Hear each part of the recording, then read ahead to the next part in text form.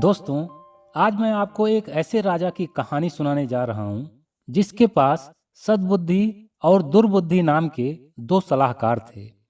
दोस्तों, आज की कहानी इतनी इंटरेस्टिंग है कि अगर आपने इस कहानी को थोड़ा भी इंटरेस्ट के साथ सुन लिया और इस कहानी के सार को समझ गए तो निश्चित मानिए कि आपके जीवन में बदलाव आना ही आना है। और अगर यह कहानी आपको याद रह गई तो इस कहानी का सार जीवन भर आपके काम आता रहेगा। तो चलिए बिना देरी किए हुए इस कहानी को शुरू करते हैं। दोस्तों, जैसा कि मैंने शुरुआत में ही बताया कि एक राजा था और उस राजा के पास सद्बुद्धि और दुर्बुद्धि नाम के दो सलाहकार थे। अब जैसा कि इन दोनों सलाहकारों के नाम से ही पता चलता है कि सद्बुद्धि एक अच्छा सलाहकार था और वह राजा को हमेशा ही सही सलाह देता था, जबकि दुर्बुद्धि उस राजा को हमेशा गलत सलाह ही दिया करता था। फिर भी वह राजा हमेशा दुर्बुद्धि की ही सलाह को मानता था, क्योंकि उस राजा को लगता था कि दुर्बुद्धि हमेशा उसके हित की बात करता है, जबकि सद्बुद्धि राजा को कष्ट देने की बात करता है। फिर भी वह राजा बिना उन दोनों सलाहकारों की राय जाने कोई भी कार्य नहीं करता था। इस तरह से एक दिन उस राजा के राजमहल में उसके ही राज्य का एक व्यक्ति अपनी किसी समस्या को लेकर आया। जब राजा को उस व्यक्ति के राजमहल में आने के बारे में पता चला तो उस राजा ने अपने दोनों सलाहकारों की तरफ देखते हुए उनसे पूछा कि इस समय मुझे क्या करना चाहिए। तब सद्बुद्धि ने राजा साहब को जवाब देते हुए कहा, राजा साहब, वह व्यक्ति आपकी प्रजा है। वह व्यक्ति किसी समस्या को लेकर आया है। आप उसके राजा हैं और एक राजा का धर्म होता है कि वह अपनी प्रजा की रक्षा के लिए उनकी समस्या का समाधान करे। राजा साहब, आपको चाहिए कि आप उस व्यक्ति से मिलकर उस व्यक्ति के समस्या को जानकर उसकी समस्या का उचित समाधान करें। राजा साहब सद्बुद्धि की राय जानने के बाद दुर्बुद्धि से पूछते हैं, दुर्बुद्धि, तुम बताओ कि इस समय मुझे क्या करना चाहिए। तब दुर्बुद्धि राजा साहब को जवाब देते हुए कहता है, राजा साहब, आप एक राजा हैं। राजा, आप कहाँ इन छोटे मोटे लोगों के चक्करों में पड़ना चाहते हैं। प्रजा का काम होता है राजा को सुख देना, ना कि अपने राजा को कष्ट देना। मेरी राय में आपको कहीं भी जाने की जरूरत नहीं है। इस समय आपको आराम करने की जरूरत है।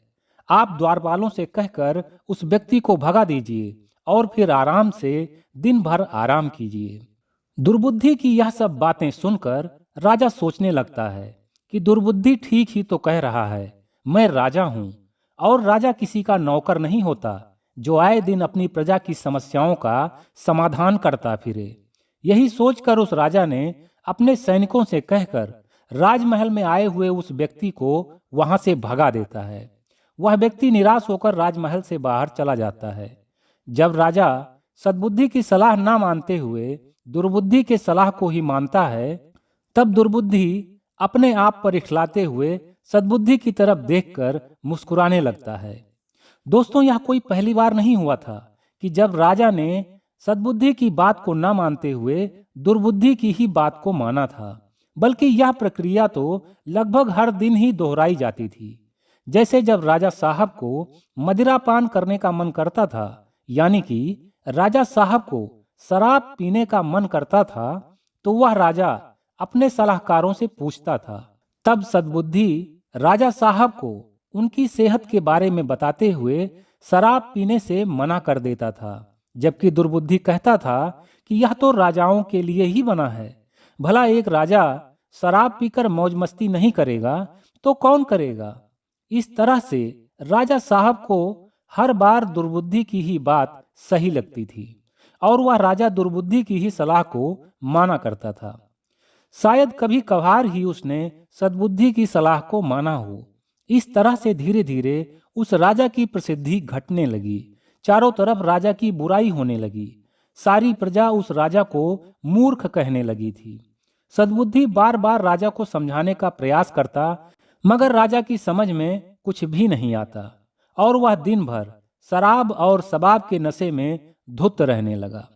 धीरे धीरे उस राजा का सारा राजपाट चौपट होने लगा। इस तरह से कई वर्ष बीत गए। अब तो वह राजा शारीरिक रूप से काफी कमजोर भी हो गया था। राजा के व्याभिचारिता और कमजोरी का फायदा उठाकर पड़ोसी राज्य के राजा उसके राज्य पर हमला करने की सोच रहे थे, मगर दुर्बुद्धि के चलते उस राजा के ऊपर सद्बुद्धि के विचारों का कोई भी असर नहीं हो रहा था। एक दिन उस राजा के राजमहल में एक साधु महाराज आए। उस राजा ने साधु महाराज के सामने अपनी सारी व्यथा कह सुनाई और उस साधु महाराज से अपने दोनों सलाहकारों का परिचय भी करवाया। साधु महाराज ने उन दोनों सलाहकारों से बारी बारी से बात करके उनके विचारों को जाना।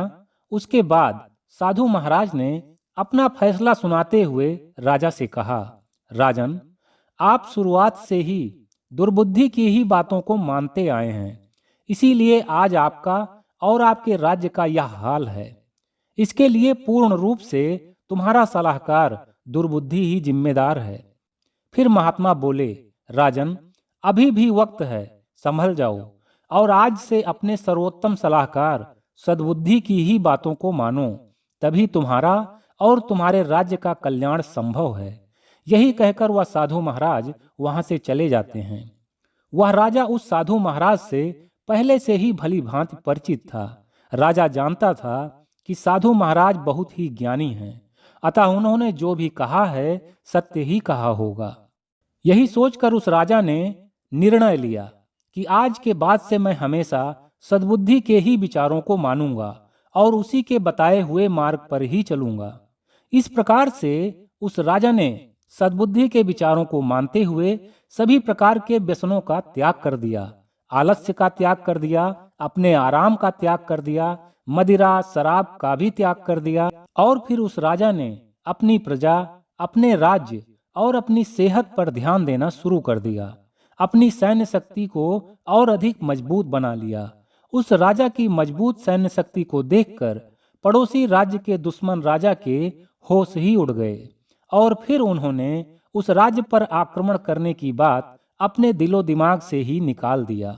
इस प्रकार से अपने सलाहकार सद्बुद्धि की बातों को मानते हुए, उसके विचारों पर चलते हुए वह राजा और उसके राज्य की सारी प्रजा खुशहाली भरा जीवन जीने लगी। दोस्तों, यह तो एक कहानी थी, मगर आप इस कहानी के सार को समझने का प्रयास कीजिए। इस कहानी में जो राजा था उसी की ही तरह आज के दौर में हजारों लाखों युवा हैं जिनके मन में सद्बुद्धि और दुर्बुद्धि नामक दो सलाहकारों की ही तरह अच्छे और बुरे विचार आते रहते हैं, जिसमें से ज्यादातर लोग अपने मन में आने वाले नकारात्मक विचारों को ही एक्सेप्ट करते हैं और सकारात्मक विचारों को इग्नोर कर देते हैं। कुछ लोगों के ऊपर तो नकारात्मक विचार इतने ज्यादा हावी होते हैं कि उन्हें सकारात्मक विचार दिखाई ही नहीं देते।